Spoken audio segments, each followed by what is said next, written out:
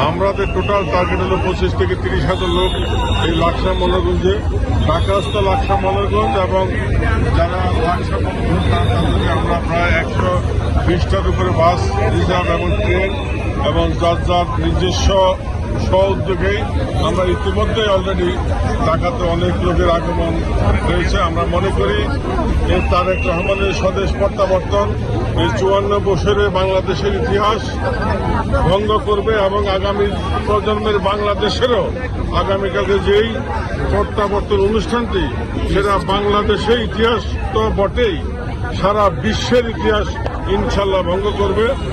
আমি মনে করি সারা বিশ্বে এ পর্যন্ত যত নেতা তার স্বদেশ প্রত্যাবর্তন হয়েছে, তারেক রহমানের স্বদেশ প্রত্যাবর্তন হবে ঐতিহাসিক এবং সর্বস্মরণীয় হয়ে থাকবে।